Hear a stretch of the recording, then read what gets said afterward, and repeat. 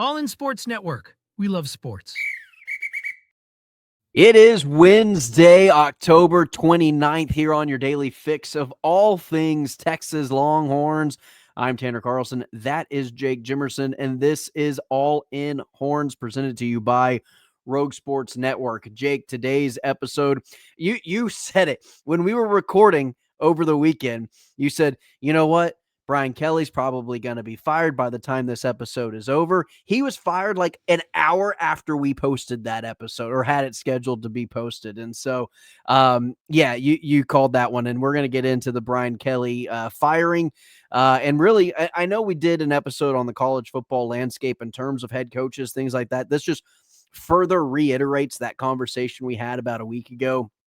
And talk about a crazy offseason is upon us for college football. I mean, a wild offseason with a lot of unknowns that we don't know the fate of a lot of other coaches. And then once they hire the coaches for LSU, once they hire the coaches for Penn State, those job openings from other programs are then going to be open. It's just going to be a big domino effect, Jake. And very much looking forward to getting to that point in the season, but I'm not rushing it because I'm enjoying watching college football for the time being. So, all right, let's get into the Brian Kelly firing. Here are the numbers for you. Brian Kelly gone on a $54 million buyout. The same guy who hired Brian Kelly fired Jimbo Fisher at Texas A&M. Scott Woodward, he is the LSU AD. He left Texas A&M to become the AD at LSU after he fired Jimbo Fisher, and he is now responsible for the two highest head coaching buyouts in college football history. Jimbo Fisher at $76 million, and then Brian Kelly topping the James Franklin buyout at $54 million. So yeah, Jake, things not looking great for the LSU AD, Scott Woodward, and the LSU football team. Now, I will say this much. The fans got what they want. Those who did stay for the Texas A&M game were just there to simply voice their displeasure of Brian Kelly. Yeah, and I can't blame them. The only thing that was funny to me was LSU fans not seeing it coming from the second he was hired. At the pep rally, I called it. Yeah. I mean, I couldn't believe when LSU hired Brian Kelly. I was so confused. It's just like, this makes no sense from a culture perspective. It makes no sense from you're not getting to what I think is like some great football coach. And it's definitely not a fit at LSU of all places. Yeah. And to me, you got to find a new AD as well. You don't want the guy who hired and fired Jimbo and hired and fired Brian Kelly doing this coaching search. But you're probably, I'm guessing they're stuck with him. I'm sure there's a buyout there to get rid of him, and money is not infinite, even for a school like LSU. Yeah. So he's probably stuck there, but LSU better make sure they have the right people in this coaching search other than him, because LSU should be, I would say, the number one coaching job available, even over Florida. Because in the state of Louisiana, it is LSU. Like, LSU is the state of Louisiana. You don't have a Florida State. You don't have anything like that. It's LSU. Well, you're getting the top recruits out of Houston, more than likely. That's kind of your pipeline right there when it comes to just a major city around you. You're essentially getting all of Louisiana to yourself, the pick of the litter from Louisiana. And but yeah, no, LSU, Jake, I would consider it being a top 5 job in college football. I think it would go Alabama. I think Texas would be in there. I think LSU would be in there. Who else would Ohio State would be in there? That's to me, Ohio State, Texas, LSU are the top 3 coaching jobs in the country.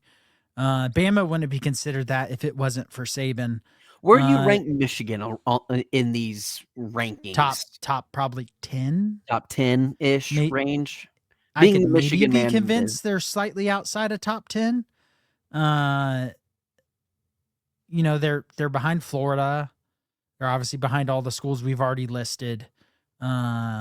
I think Oregon would probably be up there as one of the tops, just because the reason now in the NIL era. In the NIL era, Oregon goes up a lot, I think. But at the same time, Oregon does have a national recruiting scale, but you still have to deal with talking kids from Texas and Georgia and Florida, to going all the way to the West Coast, which is not the easiest thing to do. And they do recruit well, but I do think Michigan deserves some respect with their national title recently. And if we want to talk a little hypothetical here, Jake, we're no, we're not going to shy away from talking about people's jobs. These guys are getting paid millions and millions of dollars. Now, some people are like, there's a human element to it that these guys are losing their jobs. They have to uproot their family. Yeah, well, if I got fired to be paid and got paid $54 million to get fired because I wasn't very good at my job, I think you can take a little bit of scrutiny into guys talking about other people's getting fired. So a job that I think could be available by the end of this offseason, Jake, that no one's really talking about is if the season goes downhill for this program, is at USC. Yeah, USC is an interesting one because I don't know what the situation is with Riley. Also, maybe a hot take. I don't think you'll think it's that hot of a take. I don't think USC is that great of a job anymore. It's not. Once upon a time, it was after Pete Carroll left. It was one of the top jobs in the country. And the fact that Riley hasn't even been able to get them close is concerning to me if I'm a USC fan out of all 10 of them. Do you think whenever he took the job from Oklahoma, do you think that was I've got this in the bag? Oh, yeah. I think he thought for sure they were going to be able to compete right away. I don't think he saw the Pac-12 demolition happening. Yeah. And he saw Oklahoma going to the SEC. He saw USC staying in the Pac-12 or what? Yeah, and USC, in theory, will have better NIL resources than OU. I think they do. But they just, Lincoln Riley, I will say he's been consistent. You just can't get a good defense. This year it's like, well, they're better on defense. Yeah, they're still bad. They're still being better defensive team. Being better than what they were last year is not averaging 40 points. Or really every year under him. It's probably the best defense they've had under him, and they're still bad. That defense has still lost them games. Right. Every game they've lost has been really because of that defense. So, and what do we think about Clemson? It's tough. It's so tough to gauge because I do think there's a chance that job could be open. Really tough to gauge that job, like how good it would be, because Clemson could be kind of a sleeping beast when it comes to utilizing the NIL properly. Because right now they just don't have a coach who wants to. Yeah. Like he just wants to be, NIL under God, which respect to him for trying that, but it's not working. Yeah. One name, image, likeness under God, indivisible. With Dabo, to me, man, it's like, yeah, you've kind of bought yourself extra years past your prime, kind of like the Pop situation for the San Antonio Spurs. Like, you kind of bought your legacy a little past time when you probably needed to be gone in the first place. And then you go about 5 years after that span. For me, Dabo is kind of at a point now as if this season goes any more south, Jake, if they're not bowl eligible this year, he has to be gone. But I do think Clemson, I think the boosters, I think the community, I think the whole campus likes him, wants him to be the head coach. But Jake, if you're not bowl eligible starting off in the preseason rankings as the number 3 team in the country and probably the favorite to come out of the ACC, you don't have another choice but to be gone. And it's not even the preseason ranking. It's just it's what they returned. Yeah. They returned all the key pieces of a playoff team. Yeah. And you're now looking at, Dabo's tenure since his last national title, outside of, I think, one 14 playoff appearance has been pretty bad in a terrible conference. And that's the caveat for me with Clemson is in their conference, they should be not losing, outside of maybe to a Miami or an FSU when they have a good year, really should never be losing. And especially in a year like this. And the other thing to me with that is you have a coach who hasn't been willing to adapt to the new system. Yeah. And that would scare me for the future. If I was Clemson, now I don't know what the buyout is or the structure, all that stuff. But if it's doable and I were Clemson, I would go up to Dabo and be like, you have to change or you have to leave. Yeah. Because there's a quote from Dabo early on in his coaching career of something about adapting or dying. Mm-hmm. And he's not adapting right now at all. I mean, No. this year people were like, they utilized the transfer portal. They took like a couple decent players. Like they didn't go crazy in the portal. And it's not like they're recruiting at a Georgia level. Right. Yeah, and they did it more than what they normally do. It wasn't like large on a grand Which scale. again is like USC's defense is better this year. Like it's the same thing. You're setting the bar low. It's how people like you and I end up with a girlfriend or a wife that is just way more attractive than us. You find someone who has the bar really low. Yeah. So that when you do your 10-inch vertical, they're like, wow, you jump high. Yeah. Yeah. It's more like you find a girl that's been cheated on a couple of times, been treated like dirt, and all you have to do is buy her flowers on the first date. And she's like, oh my God, you do so much nicest for me. thing anyone's done It's for like, me. I've done the bare minimum for you, but I'm glad you feel that way, and I'm going to take full advantage of it. So, but yeah, no, and not like that, guys. Easy. Take it easy. But it's a good take advantage. Like, I'm going to treat you well, and that you're going to think that's amazing. Not consensually take advantage of you, in all the ways. But yeah, so let's hope our significant others don't decide to randomly listen to an episode. Well, here's the thing is that Kay actually says that she'll push play and then she just mutes it and just gives us the view. And I'm like, hey, I appreciate that. Yeah. It's better than no view. It's better than no view. You don't have to listen to it. And that goes for hit the everybody. Subscribe button. That goes to everybody, by the way. If you don't even want to listen to us, just hit play and just give us the view. Yeah. And hit the subscribe button and hit the like button, which if you haven't done already, do it now. Yep. And speaking of, we're going to hear from our folks at Underdog, and we're going to give you, maybe some lines that we like this weekend from Underdog.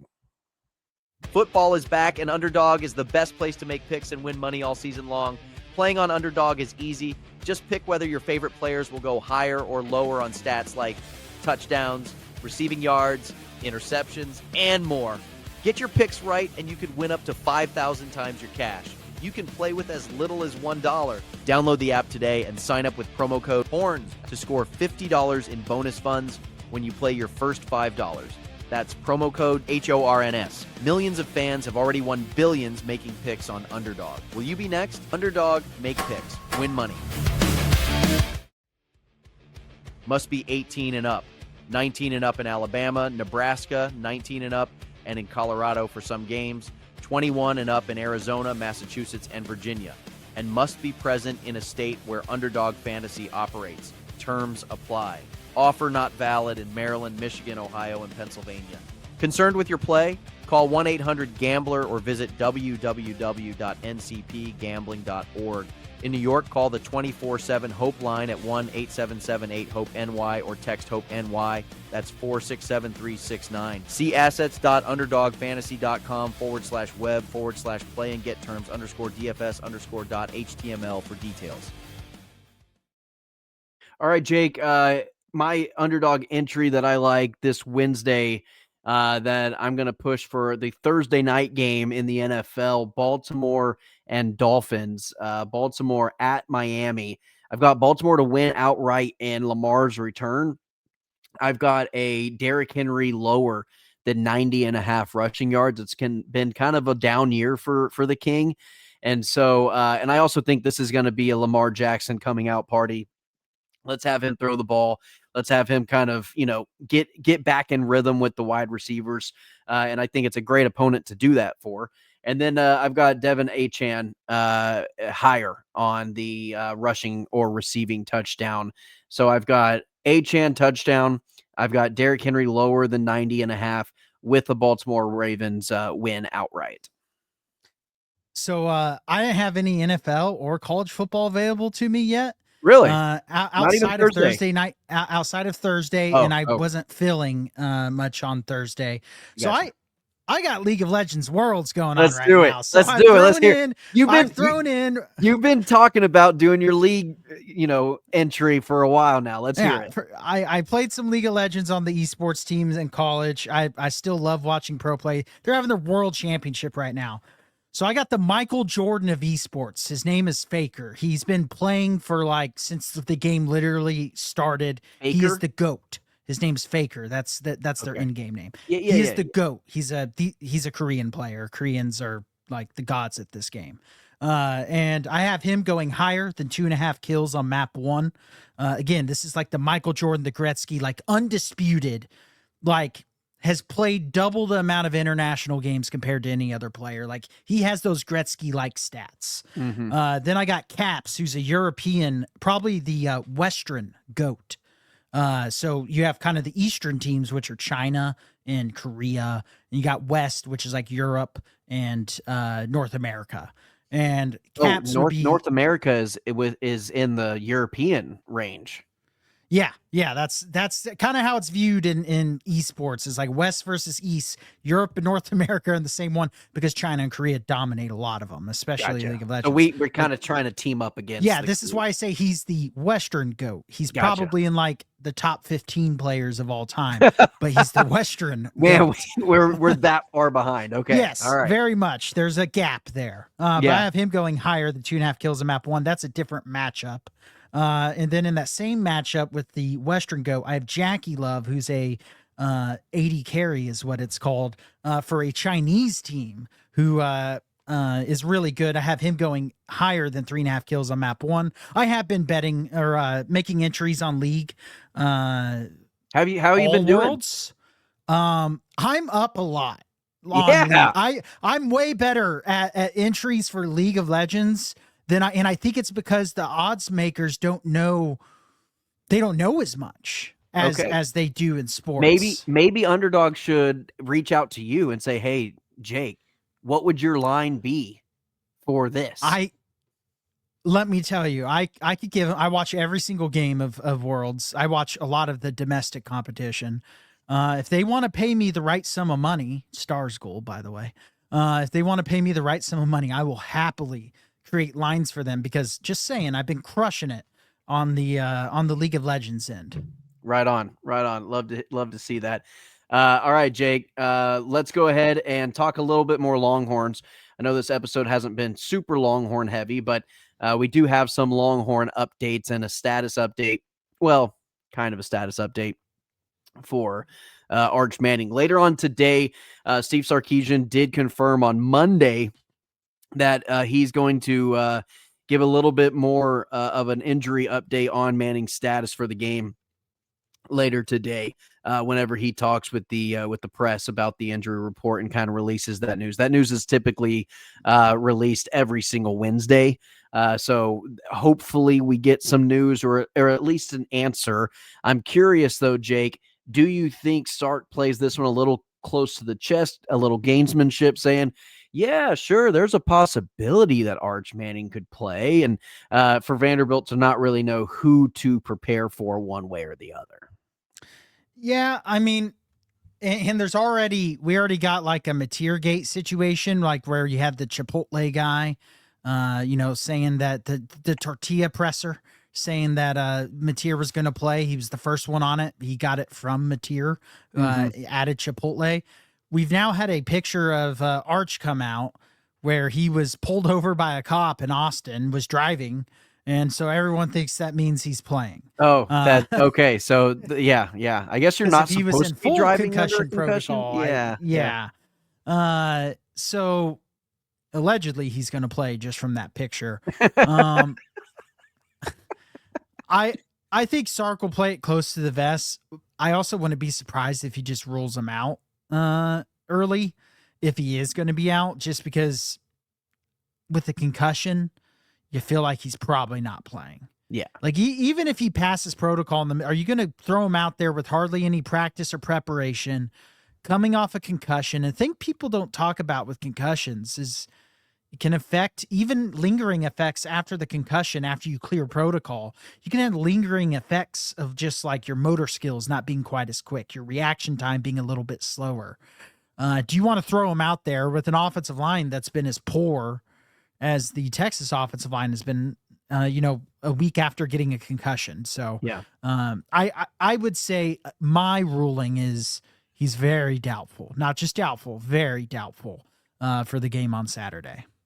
Yeah, Jake, I lean towards kind of your train of thought on that more than anything. I don't see Arch Manning playing this Saturday. I fully expect to see Matthew Caldwell as the starter. Arch did have a career game though, Jake, 346 passing yards, and the tape is showing. A lot of people are kind of reviewing the tape and saying this was his best ball that he's played all year long. He had played well before that fourth quarter, to be honest. Just when you look at the tape and look at how bad his protection was, how bad the run defense was, and you've seen him getting better every week. The Kentucky game was his worst game, one of his worst games of the season. But when you go back and watch the tape, it's like there was a few missed opportunities, but like it's not like it's just him on the majority of these plays that aren't going well. Like everything around him's going horribly. Which is kind of what you and I have been saying for a few weeks. There have been more bad throws from Arch where people can kind of pinpoint the lowlights of a game and say, look how bad Arch Manning is. Whenever, if you zoom out a little bit and you look at the full picture, you and I have kind of been on the same page of, is he struggling? Yes. Does he need to develop? Yes. Is there things to improve on? Yes. But look at the whole picture, people. Like, there are wide receivers dropping passes. There's bad offensive line play. The running game is complete shit. Like, what is he supposed to do with a team that's lacking I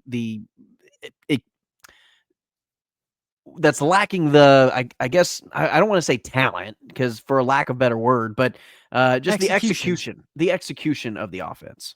For every missed throw you have from Manning, where he actually just misses it, like not him just getting slammed in the face and missing the pass, because that to me isn't completely on him.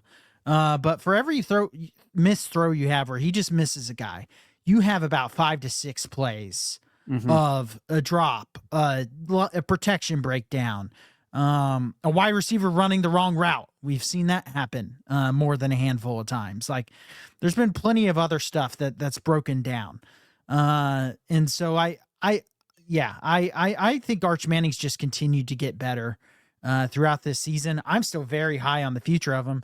Really what it comes down to is how quickly and effectively can this staff rebuild the offensive line?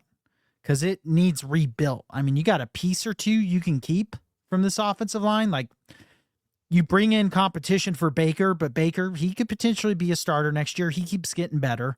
Nick Brooks can go out there and compete for a spot. Gooseby, I think, is going to be back because supposedly he's not going to leave unless he's a first-round pick. I don't think he's a first-round pick yet.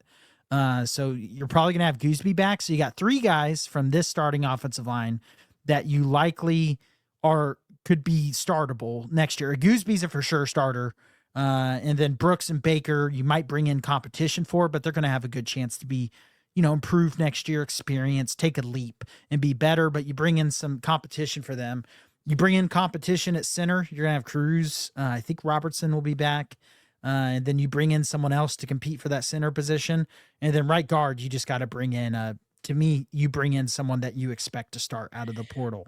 I would like to see, Jake, I'd like to see this staff and Kyle Flood hit the portal and bring in maybe 5 guys from the portal. Yeah. I mean, three is like the bare minimum. Yeah. I would really like to see 4 to 5. I really would. And I'd like to see some competition at right tackle.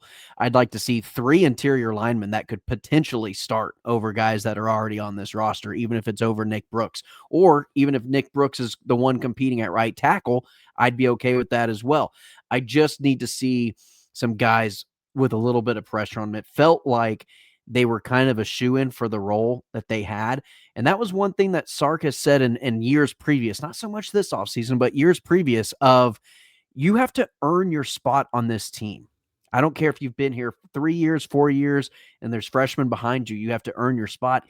It almost felt like the offensive line was earned in the season prior and not during the offseason. And maybe it just wasn't the competition there to compete with them to take their spots. Yeah, I was even going to argue that isn't even the case though, too, because Neto would be starting then, or at least getting playing time. Like Well, what? What? so I'm saying in terms of bringing in bringing in Yeah, bring portal in guys. outsiders. I think they trusted. I mean, they just trusted their talent too much, more than I think just a guy being a shoe-in starter. Because I thought Neto was a shoe-in starter. I think everyone did. I can't imagine how bad it, because for when Neto's had game tape this year, it hasn't looked horrible. It's kind of just looked perfectly average, which is better than what we've seen at left guard. I still want to know what the deal is with Neto, It's of why got to he's not be. It's got to be. He had a conversation with Sark and was like, "Look, I'm probably going to transfer out after this year." something like that, or just he has just way too many mental bust Yeah. consistently in practice. Which if he's having those again, Kyle Flood should have been on it that they needed, new and Sark should have been on And it that they needed new offensive linemen. everybody needs to know this as well. For those listening at 25 minutes, 24 minutes into this thing, they don't just watch game film. They're watching practice film as well. And they're going based on so much more in terms of the reps that they're running and practice and the reps that they're running in the games. And so they're taking a look at these guys who are backups. It's not like it's not like they're just like, yeah, y'all are the starters and whatever reps y'all get. It's not that simple. They're watching these guys take reps in practice every single day. And the fact that Neto can't jump into a starting lineup or even push for game snaps tells you exactly where he is. And some of these other offensive linemen that some people might be clamoring for as well. The backup's always the most popular position, just Sure. in general. It's just like I see a bunch of people going, Gleek Lockett needs to be getting, more snaps than How do this you know guy that? and this guy. And it's How like, do you know? how do you know a guy that's never touched the field Yeah. as a starter or Yeah. played significant snaps needs to be starting over, this guy or that? Like, He you wasn't don't know. starting over Dylan Mitchell or McCutcheon. Yeah. You're talking about a guy who's 7th or 8th on the depth chart. Yeah, it's just people who want to, because they know the name from recruiting, and Yeah. they think it makes them sound like unleashed of intelligence, just like it was like. I mean, it's just the backup is always the most popular position on the team, regardless of where it is. If you have a position struggling, the backup is going to be infinitely better than the starter always. Yeah. What typically happens is then that backup comes in and it's worse or the same, and you're Almost like, immediately. well. There you go. That didn't work out, but that's the coach's fault. And Right. Yeah. Well, the coach isn't using him right. Well, how would you be using him then?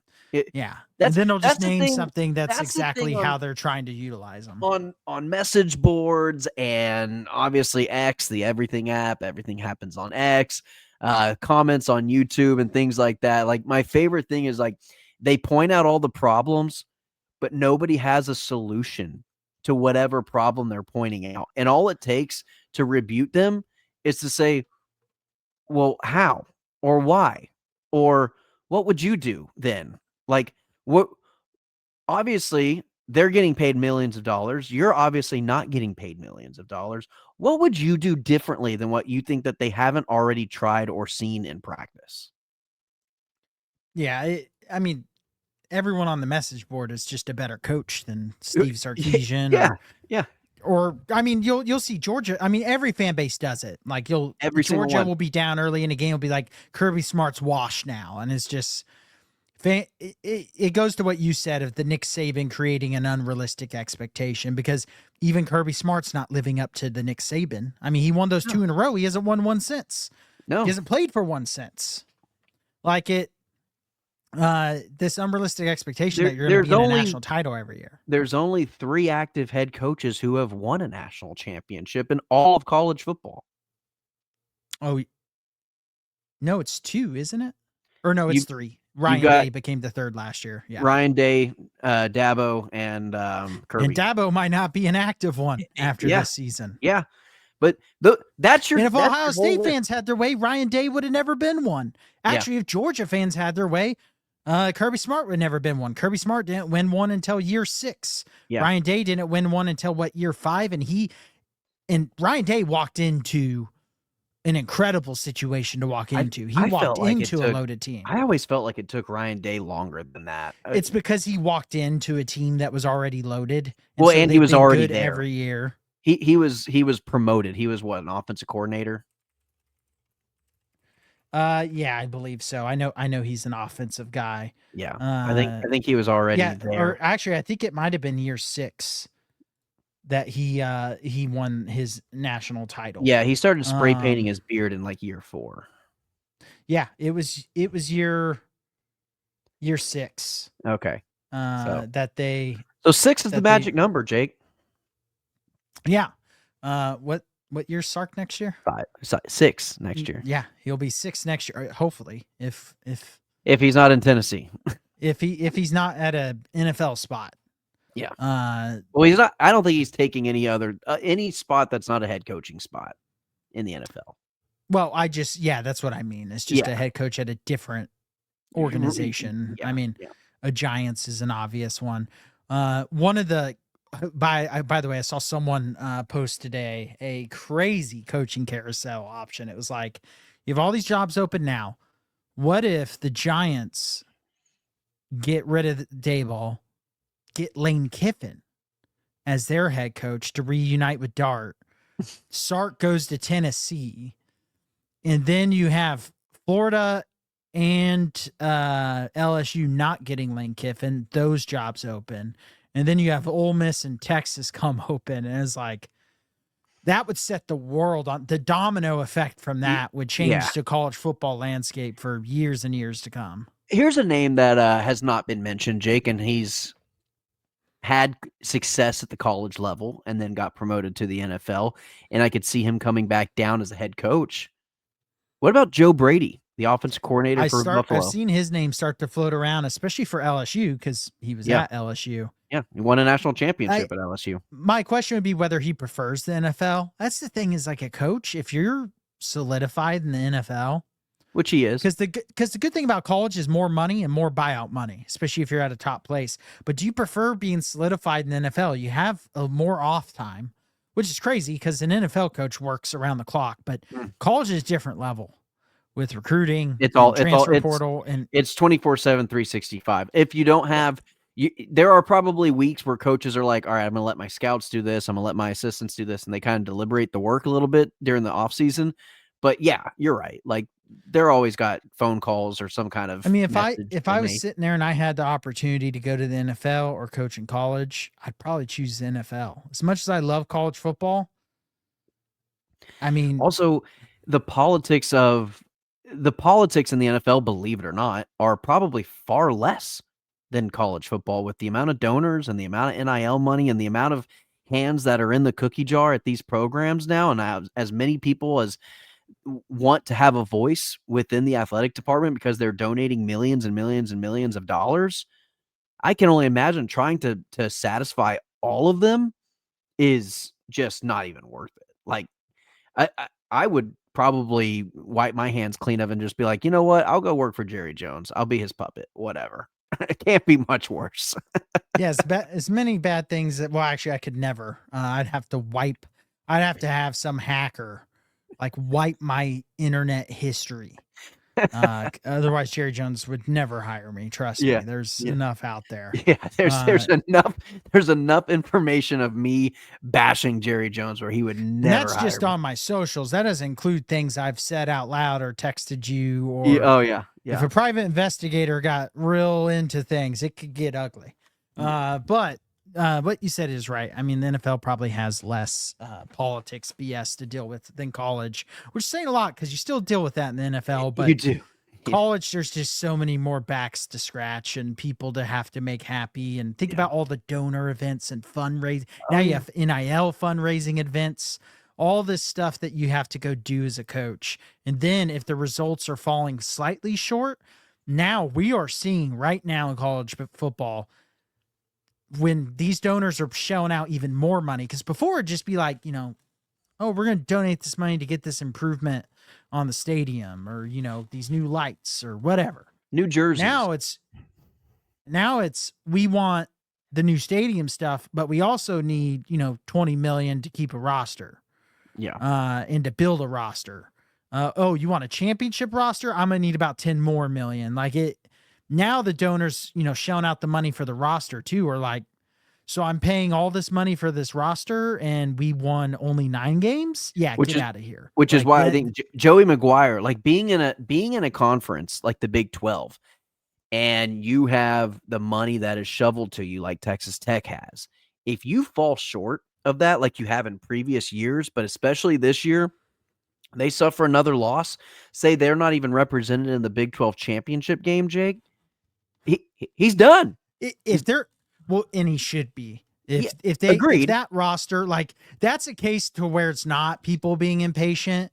He's been an underachiever his entire time at Texas Tech. Outside of beating a average Texas team at home, barely. But he's been average his entire time, a below average coach, and especially below what their talent level has been. This year, they are so much more ridiculously talented than every Big 12 team. The fact they've lost one already is a joke. I mean, Yeah. they lost to Arizona State, who's not even that good this year. And so, yeah, if I was a Tech fan, I'd want Joey Maguire gone almost regardless because you can go out and upgrade that with the money that they're shelling out now. You go out there and get a big name. Jake, I think James Franklin would be great at a smaller program like Oklahoma State or like a Texas Tech. He could turn them into a 10-win If I was season. Oklahoma State, man, I'd be because Franklin's not even going to ask for much money with how that buyout structured. Yeah, he doesn't need it. No, and so you can save a bunch of money because he can be like, well, whatever you aren't paying me, the difference between that and the buyout is going to be getting paid to me because the buyout's reduced by his future salary. And I'm going to be in a conference. Probably get away with paying him a low amount. And what's the worst that's going to happen? And you're Then going to at that tell point- me that James Franklin isn't going to be successful in a conference that doesn't have Alabama, Georgia, or a conference that doesn't have Ohio State or Michigan or Oregon in it? Yeah, the big one will be BYU, Tech. Yeah. You're telling me he it's- can't succeed in a conference like that? You're crazy. You're out your mind. If I'm Oklahoma State, And I imagine Oklahoma State is going to be very motivated to get heavy into NIL as well. Yeah. Because they're a proud football program. And I know they haven't necessarily won a national title, but for what they have and being, the second they fiddle even in have a their good state, history. They have guys like Barry Sanders. They've got Des Bryant. They've got Justin Blackman. Like they have like seriously, like really all-time great college football players that have gone through that program. Yeah, I mean that's a school that I'd be shocked if they just continue to be down for the foreseeable future, especially to the level they are now. I never thought Oklahoma State could be this bad. I mean, they're one of the worst FBS teams. I want to see Wisconsin take on Oklahoma State. I just want to see what that. No looks one like. wants. You'd probably bet on it too, you sicko. All right, Jake, let's go ahead and wrap up this episode. Please like, share, and subscribe to the channel. I'm Tanner Carlson. That's Jake Jimerson. As always, ladies and gentlemen, hook 'em. All in Sports Network. We love sports.